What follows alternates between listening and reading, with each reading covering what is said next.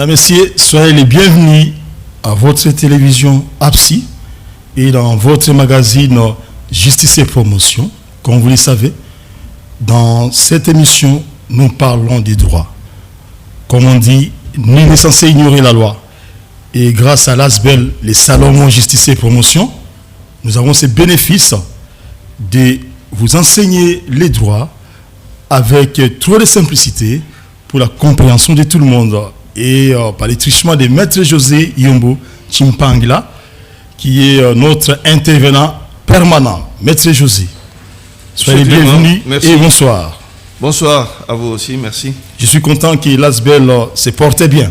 Tout à fait, l'ASBEL se porte bien et ne cesse d'évoluer dans le sens de ses objectifs en vulgarisant le droit.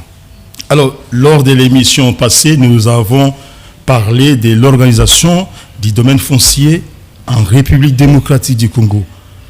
Pouvez-vous nous rappeler les deux grandes subdivisions dans ces domaines dans notre pays? Oui, effectivement, la fois passée, nous avons parlé du domaine foncier, le domaine foncier de l'État, ce qui veut dire le domaine de la terre. Nous avons évidemment essayé de faire voir comment l'État congolais a organisé la gestion de ces terres de manière tout à fait sommaire, parce que le but de notre émission, comme vous l'avez si bien épinglé, c'est de ramener la compréhension au niveau de tout le monde. Nous avons dit que l'État congolais a subdivisé les terres en deux domaines. Le domaine public de l'État et le domaine privé de l'État.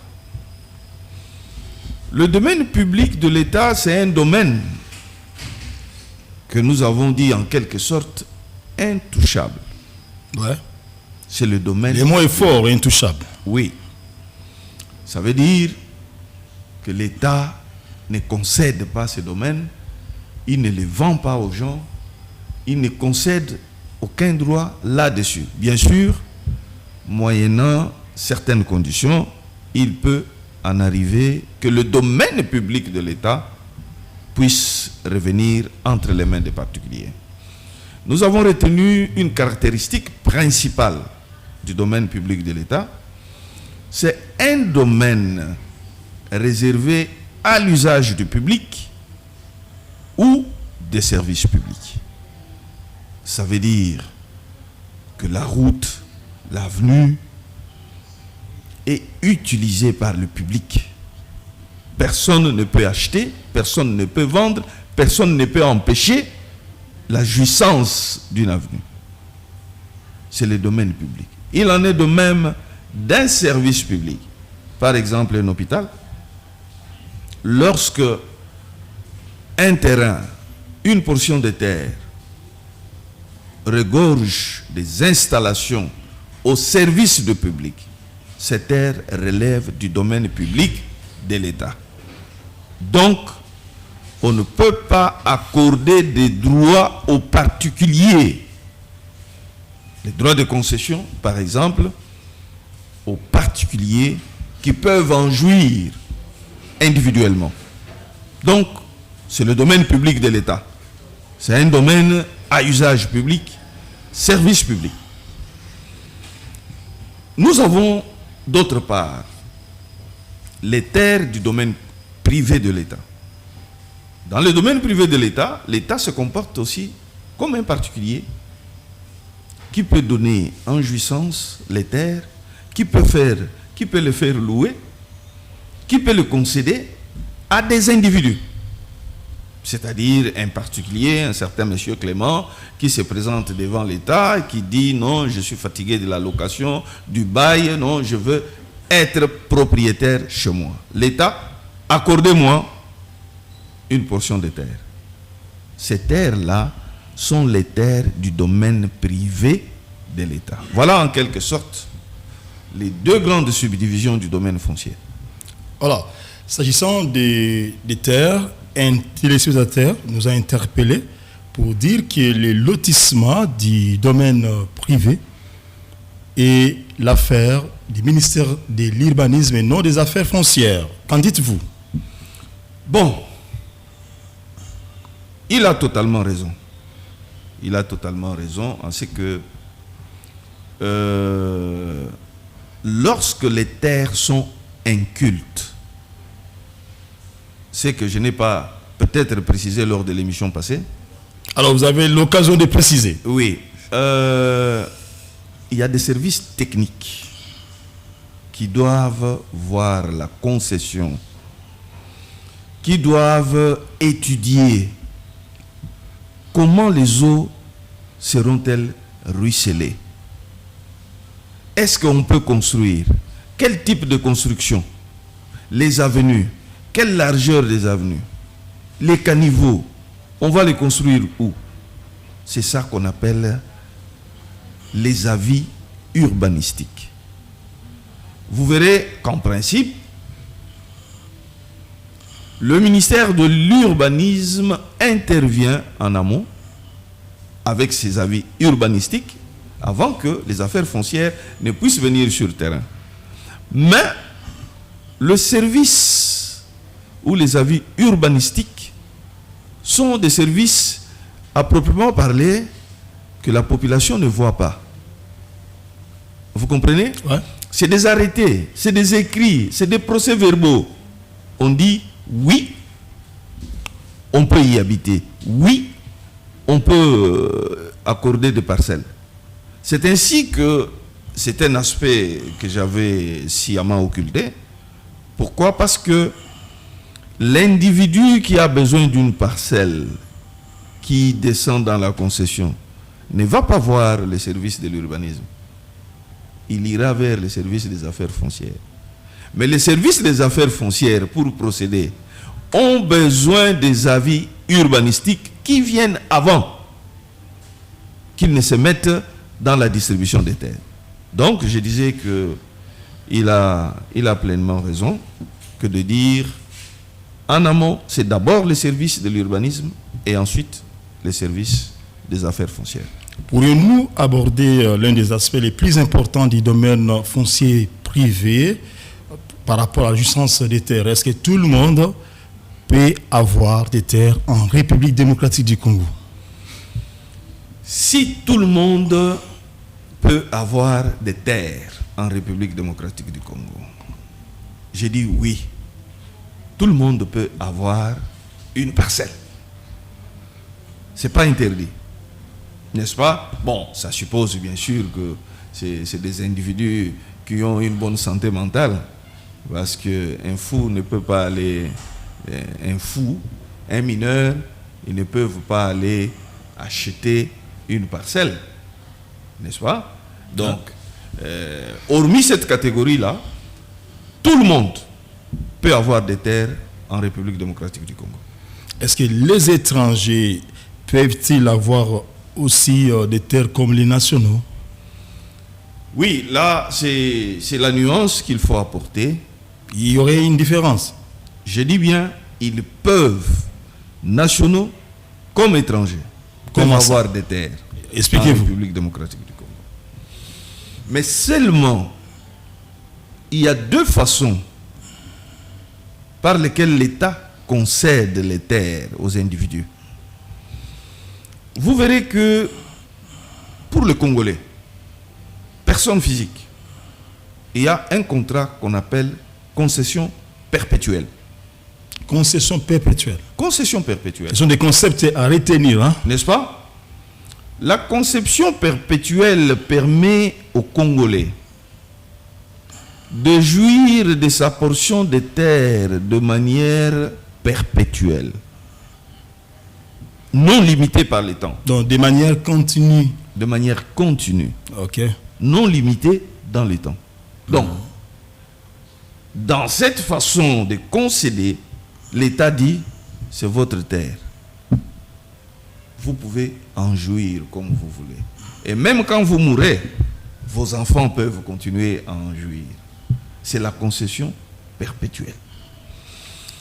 Mais il y a une autre forme de concession qui intéresse les étrangers. Laquelle? C'est les concessions ordinaires. Ordinaire, concession ordinaire. Concession perpétuelle, concession ordinaire. Ouais. La caractéristique de la concession ordinaire, c'est que c'est une concession limitée dans le temps. 25 ans par exemple. Et après 25 ans, on doit renouveler le contrat. N'est-ce pas? Donc on peut dire des contrats à durée déterminée. Oui, c'est à durée déterminée. Ouais. Les étrangers, les personnes morales, ils ne bénéficient pas de la concession perpétuelle. Ils bénéficient de la concession ordinaire. Autrement dit, limitée dans le temps. Soyez clair, Maître José, il faut situer vraiment à quel niveau il y a la différence. Hein? Oui, la différence, c'est dans le temps. Non seulement dans le temps, c'est aussi la différence dans la nationalité de la personne qui se présente pour acquérir les terres. Ok. Quand vous êtes un étranger, on ne vous fera pas un contrat avec une concession perpétuelle.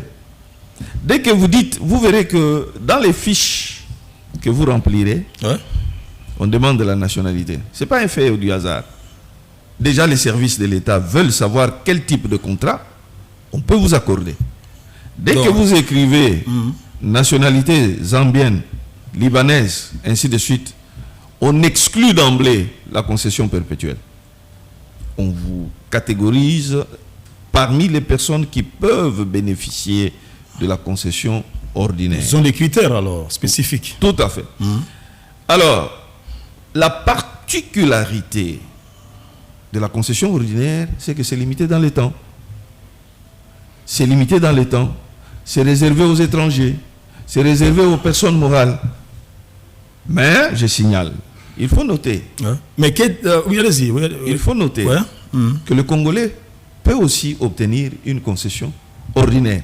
Donc le Congolais peut imiter. Oui, il peut naviguer. Oui, il peut avoir une concession perpétuelle, tout comme il peut avoir une concession ordinaire. Ça dépend de lui. Oui. Donc, mais un étranger allez-y. ne peut pas avoir de concession perpétuelle. Alors, qui est dit perpétuel, donc ininterrompu dans les temps, à ma connaissance. Tout à fait. Pour être clair, tout ça. Et naturellement, comme vous répondez à la question de ces excusez-moi, téléspectateurs, qui est d'ailleurs du service de l'urbanisme et habitat, avant que je n'évolue, j'aimerais comprendre une chose. Est-ce que dans la démarche pour avoir les documents, il n'y aurait pas une sorte de chevauchement entre urbanisme et habitat? Pardon, affaires foncières et urbanisme et habitat. Oui. Le service d'urbanisme. Parce que c'est là où ça pose aussi des problèmes. Oui. Quand on ne sait pas d'une manière ou d'une autre préciser ce qui se passe. Le service d'urbanisme inspecte la concession. Le service d'urbanisme peut vous dire non, cette concession, on ne peut pas l'habiter. N'est-ce pas? Pour que les affaires foncières puissent prendre en charge une concession, une terre, c'est avec avis urbanistique du ministère de l'Urbanisme. Ah, donc je peux dire que c'est une complémentarité. C'est une complémentarité, n'est-ce pas? Par rapport aux difficultés techniques que peut présenter le terrain. Donc les services des affaires foncières complètent les services d'urbanisme et habitat, donc une complémentarité. Oui, c'est-à-dire que c'est des services qui, à cet égard, sont liés. Okay. Pourquoi? Pour que les affaires foncières puissent mettre en branle le processus de distribution de terres, ils doivent être sûrs que cette distribution de terres ne posera pas de problème au quartier avoisinant. Le ruissellement des eaux, comment ça va se faire? Les caniveaux, ça va se construire comment? Mais ce qui est vrai aussi, c'est quoi? Si nous sommes même arrivés à occulter cet aspect des choses, vous trouverez des certificats d'enregistrement sur des terrains où on ne peut pas construire. C'est dit à quoi, Maître José Yombo? Soit on n'a pas tenu compte des avis urbanistiques, soit on n'a pas cherché les avis urbanistiques. et les affaires foncières, bon, se sont permises d'établir des titres sans au préalable rechercher les avis urbanistiques. Donc, ça consulter les domaines urbanistiques. Le domaine urbanistique. Ah bon? Oui. Donc, on ne peut pas comprendre parce que les services de l'urbanisme, c'est ce service-là qui vous dira oui, ici on peut habiter sans danger. Ici, on peut tracer des caniveaux sans perturber l'écosystème. N'est-ce pas? Donc, en quelque sorte, les services de l'urbanisme donnent une sorte d'autorisation ou de feu vert, je dirais, à l'exploitation du domaine par tierce personne. Je dis bien, ce n'est pas des autorisations, mais c'est des avis. Avis techniques sur l'occupation de terrain. Mais le service de l'urbanisme peut vous dire que ce terrain ne peut pas être, sur ce terrain on ne peut pas construire des immeubles en étage. C'est de son ressort. Il y a quand des refus d'obtempérer, qu'est-ce qui se passe? Oui, mais on ne lotit pas. Lorsque le service d'urbanisme estime qu'une fois que cette concession est habitée, les quartiers environnants vont disparaître. Ah bon? À supposer que vous voulez occuper le sommet de la montagne, pendant que toute la vallée est déjà habitée, sauf le sommet. Mais non, quand vous allez faire une agglomération au sommet de la montagne, on doit avoir des implications au bas de la montagne. Ouais. N'est-ce pas? Ouais. C'est pourquoi on a besoin des avis urbanistiques. L'urbanisme vient... Pour éviter, par exemple, des inondations. Des au bas de la inondations. montagne. Des écoulements, Ouais. des éboulements de terre, Ouais. des érosions. C'est ça le service de l'urbanisme. Donc, quand il a donné un avis favorable, n'est-ce pas, les affaires foncières peuvent procéder. Mais José, nous allons évoluer, mais il y a quelque chose qui tique dans des têtes de beaucoup de personnes. C'est en fait là où il y a eu des constructions anarchiques à la contre même des avis favorables des services de l'urbanisme. Alors en ce moment-là, on voudrait comprendre, ça serait comment? Est-ce que l'État devrait peut-être démolir les bâtiments qui sont déjà là, ou il y aurait une procédure quelconque, parce que en amont, c'était peut-être conservateur qui a vendu les lieux, donc il fait partie de l'État. Et le privé qui est là, à qui on donne peut-être une sorte de mise en demeure, ou qu'est-ce que vous appellerez préavis ou quoi, un délai, disons, afin de libérer les lieux. Comment ça peut se passer? Non, c'est comme le dit le mot, construction anarchique. L'État peut mettre fin à l'anarchie. C'est vrai, c'est un problème très sérieux sur le plan du droit. Mais je vais vous compléter, s'il vous plaît. L'État peut mettre fin à l'anarchie occasionnée, si pas créée par l'État, parce que les conservateurs fait partie de l'État. Très bien. C'est ça que je voulais préciser, que sur le plan du droit, ça pose problème. Oui. Que vous, l'État, vous donniez des titres de propriété ou de concession, et que vous-même, l'État, vous venez proclamer l'anarchie sur les lieux pour procéder à la démolition. Un État sérieux ferait quoi? Un État sérieux ferait en sorte d'éviter l'anarchie. C'est-à-dire ne pas octroyer des titres à des endroits non édificants. On ne peut pas. Alors, qu'est-ce qui se passe? C'est des individus, pour des raisons que vous connaissez, se permettent d'établir des titres là où il ne le faut pas. L'État devrait être conséquent. Ça veut dire quoi? Parce que c'est lui, l'État, qui a fait ça.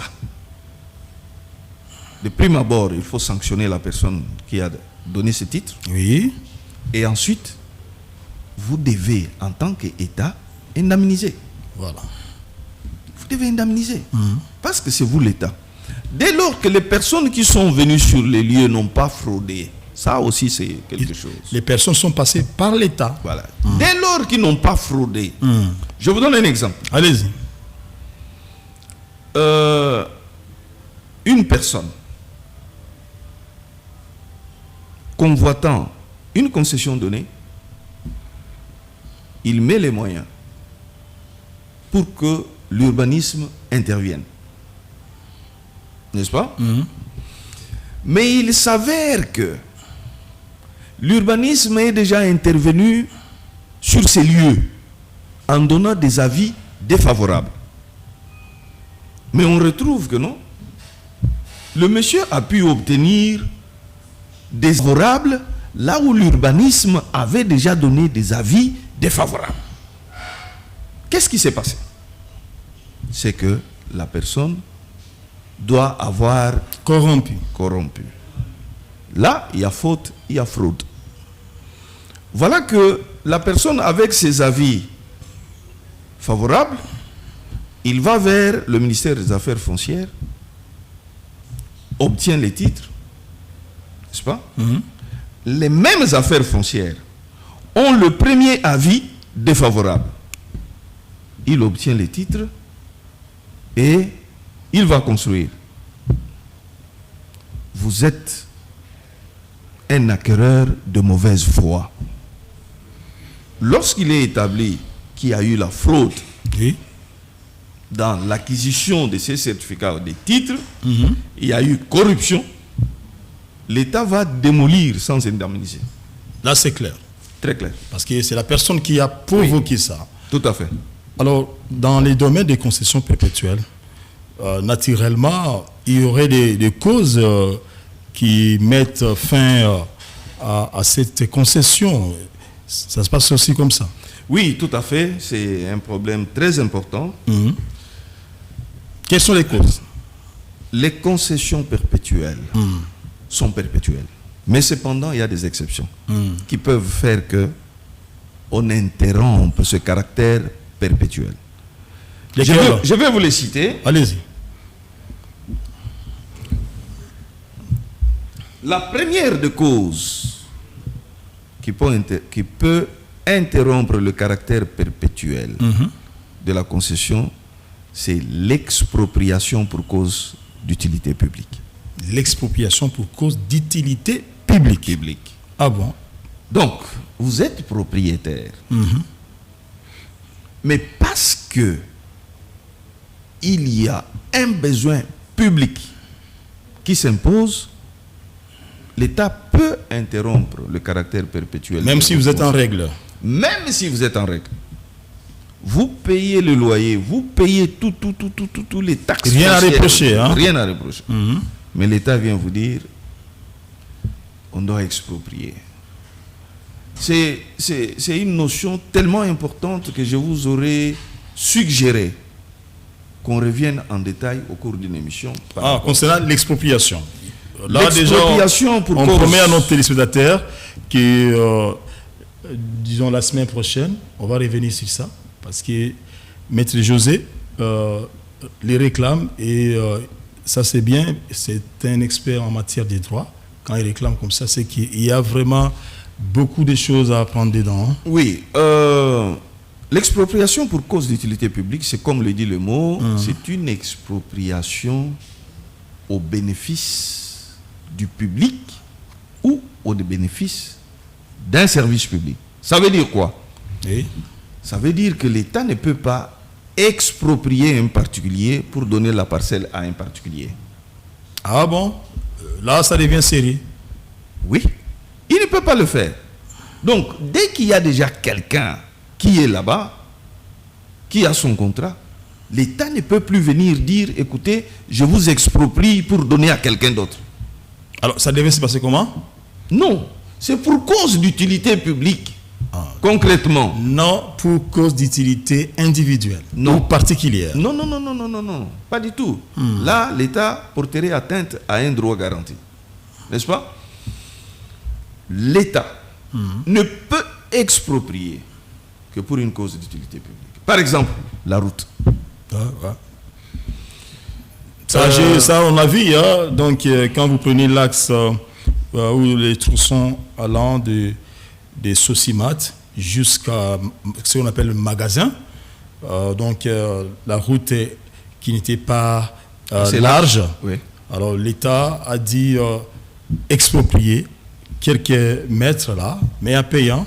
On a payé aux propriétaires. Oui, on doit indemniser. Et c'est comme ça qu'on a rendu cette route, si on peut dire, fluide en quelque sorte. Tout à fait. Donc, l'expropriation pour cause d'utilité publique permet d'interrompre le caractère perpétuel de la concession perpétuelle. Une autre cause. Ça, c'est la deuxième cause que vous voulez évoquer. Ouais. Le rachat par l'État lorsque la concession est à titre onéreux. Ça veut dire quoi? Donc, l'État qui rachète encore. L'État peut racheter. Ah bon? Oui. C'est des droits. C'est des droits. Mais le contrat peut prévoir en quelles conditions l'État peut racheter. Quelles sont les conditions alors? Oui. L'État, en vous donnant la concession perpétuelle, l'État peut vous dire, vous avez cette concession perpétuelle pour autant que la densité de la population est encore moindre. Lorsque nous atteignons tel seuil de densité, on sera obligé de vous racheter. Ça suppose quoi? Ça suppose que le bénéficiaire de la concession perpétuelle a fait une mise en valeur. Il a construit. N'est-ce pas? Oui. Il a construit, il a fait une mise en valeur. Il a amélioré son terrain. Ouais. L'État ne peut pas venir comme ça. Oh non, je rachète et je reprends. Non. Il faut évaluer. On doit évaluer, on doit négocier. Négocier. Oui. Ça, c'est bien. Donc, vous, le concessionnaire perpétuel, vous revendez à l'État, n'est-ce pas, ce qui vous a appartenu. Ça peut se faire. C'est conforme au droit, n'est-ce pas? Vous n'avez pas le droit de les refuser, hein? Non. Attention. Allez-y. Le contrat est préalable. Ah oui. C'est-à-dire qu'on exécute ce qui est prévu. Voilà. On exécute ce qui est prévu. Donc, il y a eu des clauses déjà en amont. Voilà. Et quand vous signez, ça veut dire ça vous engage. Ouais. N'est-ce pas? Quand vous signez, vous vous engagez. Vous vous engagez. Voilà. Et en ce moment-là, l'État peut exercer cette clause et dire non, il faut que je rachète. Parce que les conditions qu'on avait prévues dans le contrat sont arrivées. Bon, écoutez, je rachète. Mais il faut évaluer. Les conditions étant remplies, oui. Alors l'État peut racheter les terrains. C'est comme ça, voilà. C'est le rachat. Le rachat peut aussi mettre fin à une concession perpétuelle. Vraiment. Troisième cause. Allez-y. La rénonciation expresse et écrite du titulaire du droit ou ses ayants droit. La rénonciation. Donc les titulaires, les propriétaires peuvent renoncer. Ils renoncent. Et ils proposent de vendre à l'État. Oui, ils renoncent. Ils renoncent à la concession perpétuelle. Donc, il peut dire, bon, l'État pouvait reprendre. Mais en moyennant quelque chose. Oui, la rénonciation n'est pas le rachat. Donc, les propriétaires laissent ça comme ça, sans contrepartie. Oui, ils renoncent. Si, par exemple, l'entretien de la concession commence à m'écouter trop cher, ça commence à m'écouter trop cher et que ce n'est plus intéressant. Et puis il y a des taxes peut-être taxes, ainsi de suite, qui étouffent. Je peux dire, je renonce. Mais la loi dit, la rénonciation doit être écrite. Il y a un délai aussi, hein? Un timing. Non, la concession est perpétuelle. Non, quand on écrit, naturellement, pour que cela entre en vigueur au sens de la rénonciation, il doit y avoir un délai. Non, il n'y a pas de délai. Quand vous renoncez, vous quittez directement. Non, c'est-à-dire que mais vous pouvez abandonner un terrain. Ah bon? C'est pas interdit. C'est pas interdit. Une parcelle, vous pouvez l'abandonner. Les Belges ont abandonné des terrains ici. Ah bon? Et seraient devenus la propriété de l'État. N'est-ce pas? Oui. Mais il y a des biens. Quand je suis titulaire d'un droit de propriété, j'ai aussi le droit d'abandonner. Hein? Je vais abandonner une voiture. Vous allez me poursuivre pour ça? Non. Non, mais comment vous avez abandonné une voiture? Non, je l'ai abandonnée, ça ne me plaît plus. Bon, celui qui en a besoin peut prendre. On peut renoncer. On peut renoncer à une concession perpétuelle. Mais au préalable, à l'écrivain, oui. au service attitré. Oui. Ça peut être le titulaire, tout comme ses héritiers. Ah oui. Vous savez, souvent, c'est ici chez nous où on ne se rend pas compte de l'héritage, de la charge de l'héritage. Vous trouverez en Europe des gens qui refusent d'hériter un immeuble. De ses parents ou comment? Oui, ils disent non. Nous, des gens qui refusent d'hériter des immeubles de leurs parents. Oui. Ils disent non, mais affectez ça à un service social parce que nous, les frais d'entretien, les taxes de l'État, les impôts, ça coûte trop cher. Nous, on n'a pas de l'argent pour... Ils renoncent à l'héritage. C'est difficile de voir en République démocratique du Congo parce que ici, on dit Likamamabele, c'est sérieux ici. Oui, ici, renoncer à un héritage. Ici, on peut même provoquer votre mort pour hériter. Ouais, c'est terrible. La terre ici, c'est un problème très sérieux. Vraiment. Alors, la quatrième cause. Oui. La quatrième cause, c'est la résiliation conventionnelle ou judiciaire. La résiliation conventionnelle ou judiciaire. Voilà. Je répète ça pour que vous attendiez mieux. La résiliation conventionnelle, c'est quoi? C'est-à-dire que les deux parties s'entendent pour résilier. Parce que c'est un contrat. Les deux parties s'entendent pour résilier la concession. Et on peut résilier la concession perpétuelle pour avoir la concession ordinaire. Un Congolais peut le faire. Yeah. Il peut s'entendre avec l'État. Bon, ok. On résilie le contrat de concession perpétuelle. Bon, je souhaite que, par rapport à la nature des activités que je voudrais entreprendre, je souhaite que ça soit une concession ordinaire désormais. On résilie le premier contrat et on aborde le deuxième contrat. Tout comme cette résiliation peut être judiciaire. Ça veut dire quoi? Ça veut dire que l'État vous fait la concession perpétuelle à usage résidentiel. N'est-ce pas? À usage résidentiel.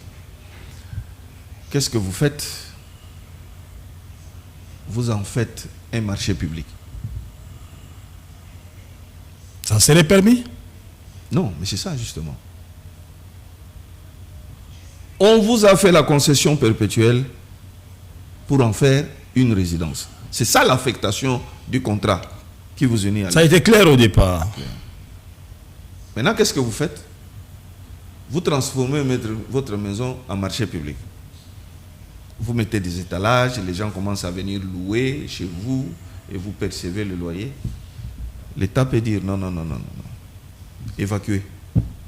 Ah bon? Ouais. Maintenant, lorsque vous n'évacuez pas, l'État peut saisir les cours et tribunaux afin de vous déguerpir des lieux. Et vous perdez tout. Vous perdez, et la résiliation, lorsqu'elle passe par les cours et tribunaux, elle devient une résiliation judiciaire. Il n'y a pas d'indemnité. Pas d'indemnité, n'est-ce pas?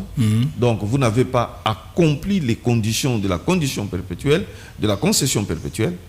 L'État peut se dire, bon, on met fin. Vous avez violé les protocoles. Vous avez violé le contrat et en ce moment-là, on doit les résilier. On doit les résilier. Mais alors, lorsque la résiliation a des aspects, des contraintes qui peuvent... il faut recourir à la force publique, il faut. L'État prudent recourt devant les cours et tribunaux pour obtenir une résiliation judiciaire avec effet contraignant.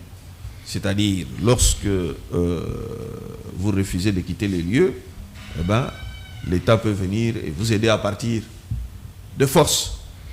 Ça c'est clair. Nous allons maintenant dans la cinquième cause, puisque... Oui, il y a 8 causes. La cinquième cause, c'est la reprise aux conditions contractuelles. La reprise aux conditions contractuelles. La reprise aux conditions contractuelles. Ça veut dire c'est un exercice de retenir. Oui.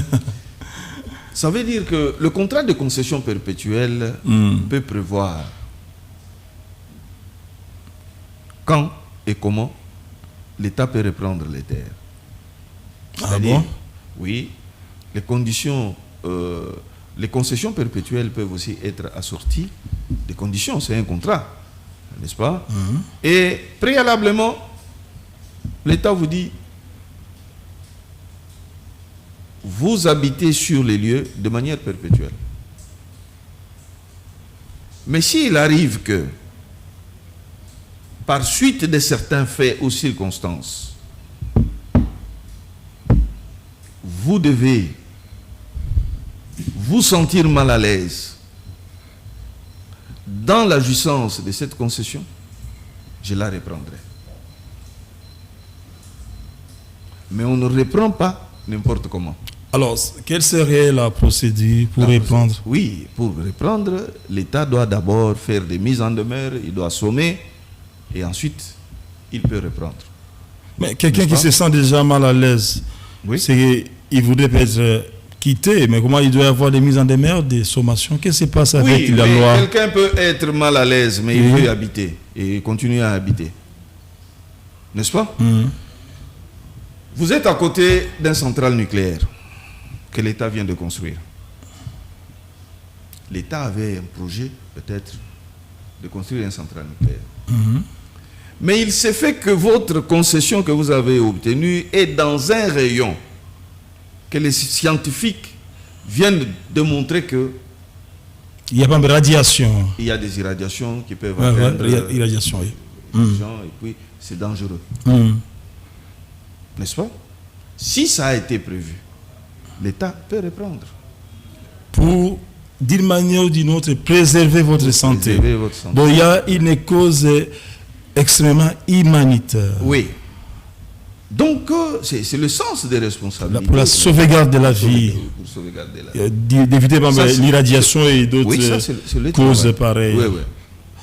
Alors, on peut aller à la 6e cause, ou bien nous sommes encore à la 5e. Non, mais on peut oui, allons à la 6e cause. Ah, vous voulez la reprise aux conditions contractuelles. Ouais. L'État découvre que sur le sol qu'il vous a concédé, il y a du pétrole. Ah oui. Il y a du pétrole que je dois exploiter. La richesse publique. Une richesse. L'État peut dire, bon, dans notre contrat, on avait prévu que si on découvre les gisements dans le sous-sol, je serai obligé de reprendre, n'est-ce pas, la terre que je vous ai concédée. Est-ce que dans ces cas-là, puisque là nous parlons encore de la 5e cause, est-ce que au départ, quand l'État propose les contrats signés comme au départ, ça serait comme un protocole d'accord, mais c'était un contrat comme vous dites, est-ce que celui qui veut prendre la concession ne peut pas aussi négocier les conditions? L'État s'impose comme ça? Non, mais attention. Oui. Lorsque l'État a déjà concédé de manière perpétuelle, l'État ne peut pas se comporter en bandit. Les mots est fort. L'État ne peut pas se comporter en bandit. En bandit. Ouais. Tout se négocie. Surtout s'il y a eu mise en valeur. L'État, si nous ne mettons pas d'accord sur la hauteur de l'indemnisation, si nous ne nous mettons pas d'accord sur la hauteur de l'indemnisation, vous savez que la loi prévoit que l'État puisse saisir le cours des tribunaux pour nous départager. Ah oui. Donc il ne peut pas se comporter en bandit et venir arracher la maison, la toiture. Non, donc, je suis l'État. Les propriétaires peuvent aussi porter plainte contre l'État. Bien sûr. Porter plainte, ce n'est peut-être pas le mot approprié. Il peut assigner l'État. Ça, c'est le mot technique. J'aime ça. N'est-ce pas? Ouais. Il peut assigner l'État pour obtenir une indemnisation adéquate. Voilà. Oui. Et on peut aller à la 6e cause maintenant. La 6e cause, c'est la déshérence. La déshérence successorale. Successorale. La déshérence successorale. Waouh. Vous n'avez pas d'héritier. le bien devient abandonné. N'est-ce pas? Vous n'avez pas d'héritier. Ça devient abandonné. C'est abandonné. Et la personne ne laisse même pas à son évêque. Non. Non. On ne voit personne. Pendant un délai donné. Mais on a vu des choses comme ça ici. Ici à Kinshasa. Bon, bien sûr. On voit un blanc qui habite quelque part. Bon, un blanc, je parle d'un étranger. On a déjà vu quelqu'un qui vient, qui habite pendant 50 ans. Il est seul. Depuis des années et des années. Il meurt. Vous ne l'avez jamais su s'il est marié, s'il a des enfants. Il est enterré. Enterré, ça reste comme ça. Depuis 15 ans, depuis 20 ans. Qu'est-ce que l'État va faire de ces terres? Il va les reprendre pour des errances. Donc il n'a pas d'héritier. C'est des choses rares ici chez nous parce que tout le monde peut même s'improviser héritier. Hein. On peut dire un domestique qu'il a. Oui, même le domestique, ici chez nous, il peut se transformer en héritier. Alors qu'il n'en a pas le droit. Donc la déshérence successorale en Afrique ou chez nous au Congo, c'est quand même rare. C'est des choses rares. Donc il y a toujours un frère, il y a toujours un ami, un proche, il y a un parent. Parce que les amis ne viennent pas dans la succession. Non, écoutez, la personne peut écrire avant sa mort les testaments qui, ça, quand je meurs, voilà, tout à fait. C'est pas Clément qui va prendre. Tout à fait. Voilà. Tout à fait. Alors, la septième cause. C'est la prescription instinctive. La prescription instinctive. Ça veut dire quoi? Allez-y. L'État vous a donné la concession perpétuelle. Vous ne l'utilisez pas. N'est-ce pas? Il se fait que vous avez probablement mis en valeur. N'est-ce pas? L'État vous regarde. Après un temps, vous disparaissez. On ne vous voit pas. Et souvent on parle des biens abandonnés. Des immeubles abandonnés. Pendant un temps, après que l'État ait constaté qu'il n'y a plus de jouissance. Parce que la concession perpétuelle vous donne le droit de jouir pleinement de ces terres. Vous pouvez cultiver là-dedans, vous pouvez planter des fruits, vous pouvez construire des maisons, vous pouvez faire... Vous l'aménager pour une raison et une autre. Tout ça. Mais on constate que vous n'exercez aucun droit de jouissance lié à ces lieux. Lorsque l'État constate, je pense après 15 ans en matière immobilière, il peut redevenir propriétaire. Alors, on est à la dernière cause, 8e. Oui, la 8e, on a même déjà fait allusion à ça. Mais c'est laquelle? La conversion en un titre de concession ordinaire. Ça veut dire quoi? Ah oui, quand on parlait, on avait fait allusion. La conversion, ça veut dire, j'avais un contrat de concession perpétuelle. Bon, je sollicite maintenant une concession ordinaire. Mais... Donc, cette conversion-là met fin au contrat de concession perpétuelle. Donc, voilà, ce sont là les causes de l'extinction de la concession perpétuelle. Là, c'est vraiment clair. On a compris l'essentiel. Et Maître José, dans un prochain numéro, comme il a suggéré, en vue de votre compréhension, on va approfondir par rapport à l'expropriation. Pour cause d'utilité publique. Pour cause d'utilité. Ça fait couler beaucoup d'encre. Vraiment, public, ça c'est vrai. Et là, ça va aider. Tout le monde serait déjà prévenu.